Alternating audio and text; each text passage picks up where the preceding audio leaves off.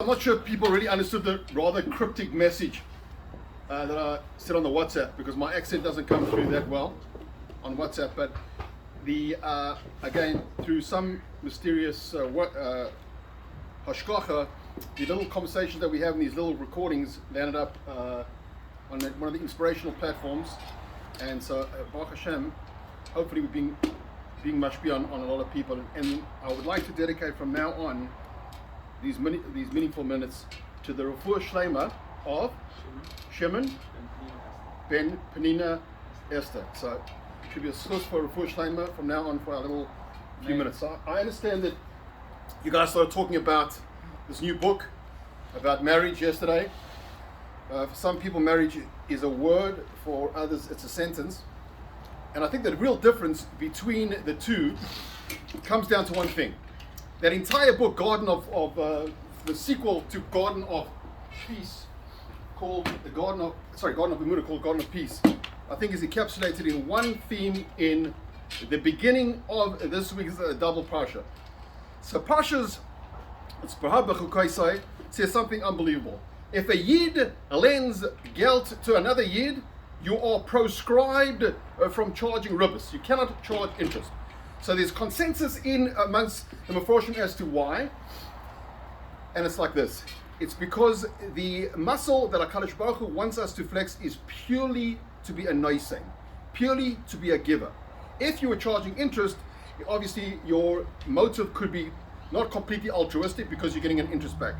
The idea of giving, it must be purely for the lendee and not from the lender. Why? Because ultimately, we see in the famous story when Avram Avinu was speaking to HaKadosh Baruch Hu before the Malachim came in.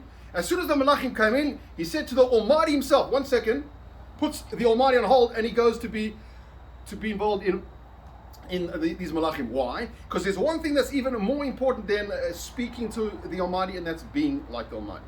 What's the overall trait, so to speak, Kaviyachal HaKadosh Baruch Hu, is the Almighty is just a noisei, just a giver, just altruistic. So we all know, I mean, every single Sheva Bracha, the notion of Ahava, hey vase, meaning to give, the byproduct of love, a byproduct of giving is love. So I was just thinking that we're coming up to a big chasana. Klal Yisrael and HaKadosh Baruch Hu, Shavuos. Been through an incredibly tough time, pandemic. We've just had one of the biggest tragedies in Eretz Yisrael outside of a milchama.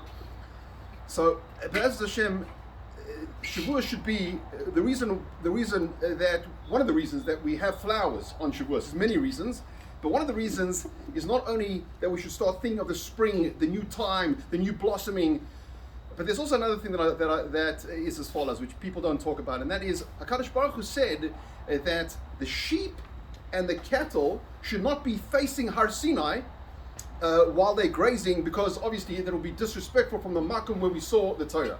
This is crazy. We're in a desert. What do you see? Greenery. Who's pasturing on what yet? So Meforshim say it's clear that this is an absolute miracle. So it's an absolute miracle. How do you see greenery in the Midbar? So it says in a number of places, I've seen it in Sefer Shalom and elsewhere, that Shavuos is also a time of miracles. It's a special time of miracles, of new beginnings. Be'ez Hashem, after a very tough Tekufa that we've been through, and we witnessed the 45 Kedoshim in Eretz Yisrael, that Shavuos should be a time really of the new beginnings, of blossoming, of greenery, and only good things. Amen.